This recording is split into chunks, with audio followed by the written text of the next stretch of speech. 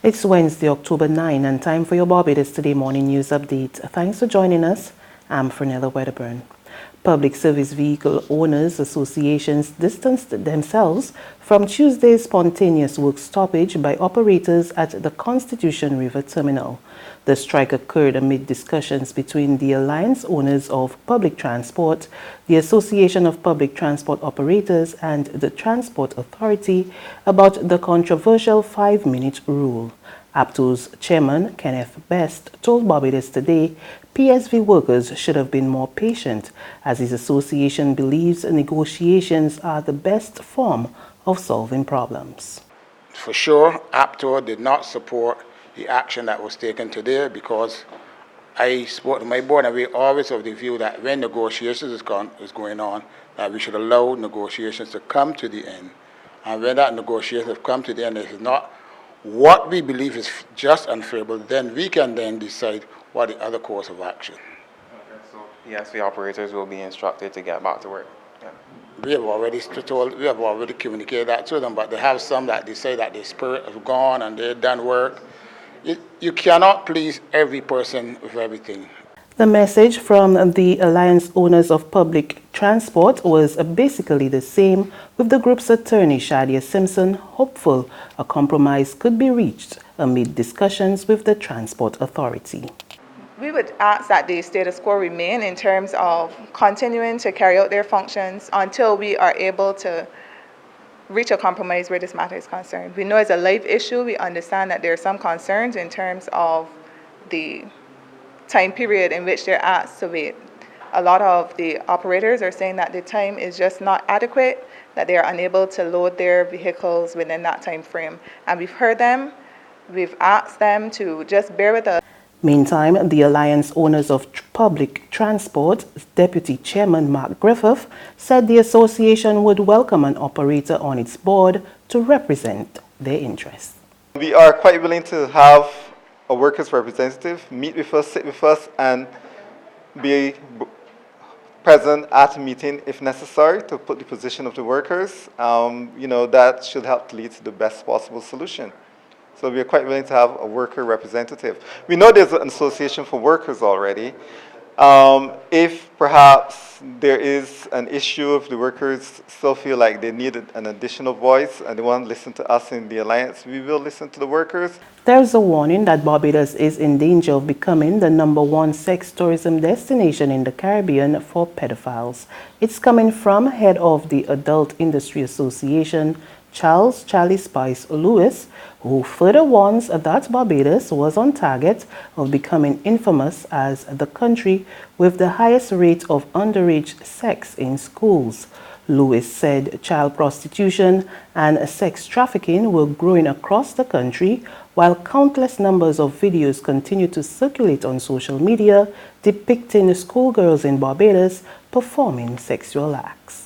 So many of these videos are coming to me. I probably get to see more, perhaps all of these videos, and a lot more than other people, because people seem to think because I'm in the adult industry that I condone this sort of behavior. So I get to see all of it, and I delete them right away, because I, more so than anyone else, know that it is illegal to store child pornography, and it's also illegal to transmit it to other people. So I don't get involved in that. Also, I'm inundated with young girls in the streets in Bridgetown, wherever I go, bragging to me that they're having sex and bragging to me that they're involved in commercial sex activities. So I know more than other people what's really going on with this situation. Residents in the Pine St. Michael say they are still not satisfied with efforts by the National Housing Corporation to address potentially dangerous manholes at the state-owned housing scheme. Their concerns come 3 months after 17-year-old Kyrick Boyce fell to his death in a 100-foot well in the community.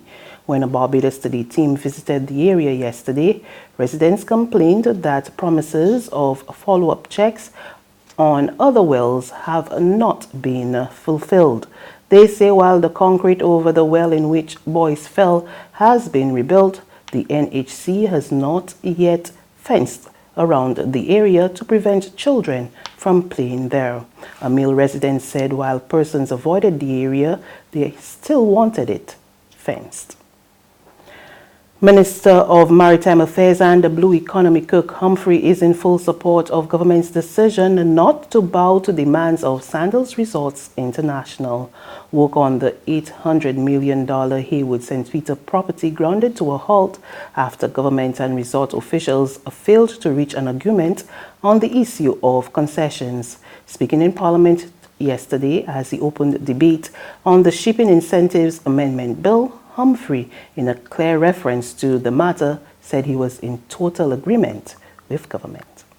There's recent conversation around concessions and how much concessions people want and how much they should receive, and I understand you need to have concessions, but we have to be careful, sir. You can't give away everything.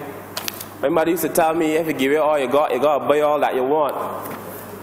And we know that we can't give away all that we have.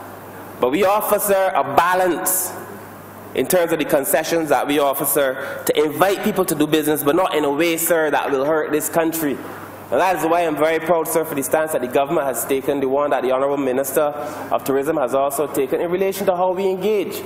Yes, we want your business, but at the same time, it cannot be at the cost of ordinary Barbadians. There's regional and international news after this short break.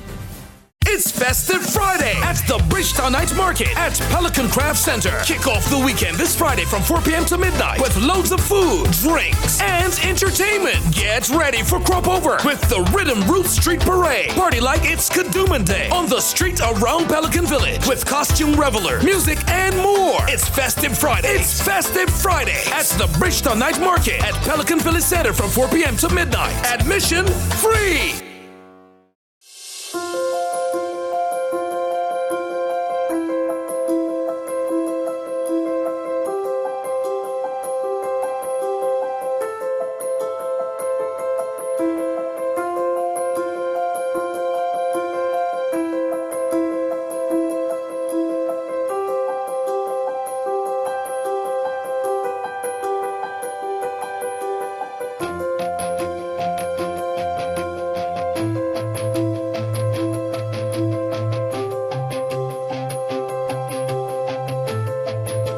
Barbados Today, news you can trust.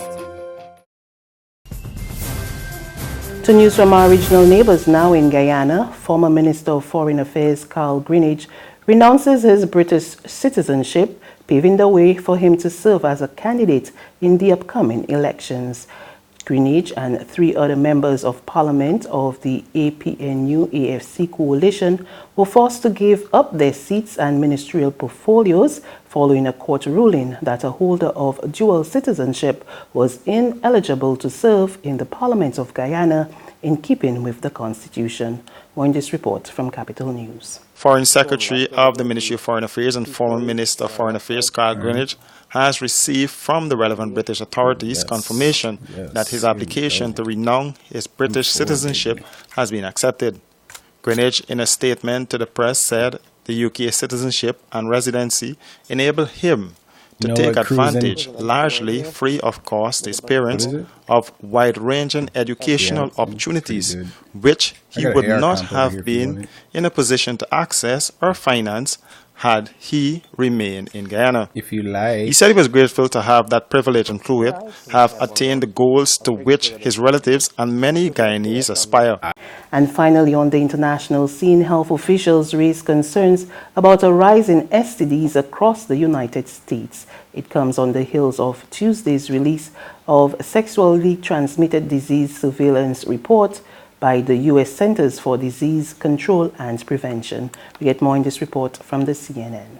Cases of 3 common sexually transmitted infections are rising nationwide, reaching an all-time high, and health officials are now raising alarm. Take a look at this new CDC report. Combined cases of chlamydia, gonorrhea, and syphilis have reached 2.4 million cases just last year alone.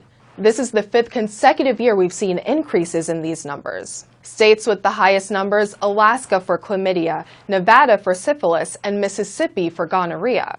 And there was a rise in congenital syphilis. That happens when a pregnant mother passes the infection to her infant. Last year, it led to 94 infant deaths. That's one of the most tragic consequences for these STDs, but it's not the only concern. There's also the risk of infertility and the concern of drug-resistant gonorrhea. So what's causing this rise? One reason, more people are getting tested. We're diagnosing more cases. That's good news. Another reason is more concerning. Fewer people are using condoms. One study found that among sexually active high school students, there was a decline in condom use, dropping from 63% in 2005 to 54% in 2017. And that's news. But for the very latest, visit us at www.barbadostoday.bb.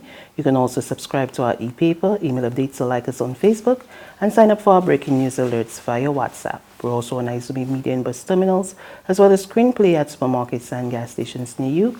And you can also hear us on Mix 96.9 FM and Capital Media HD 99.3 FM. I'm Fernella Weatherburn. Good morning.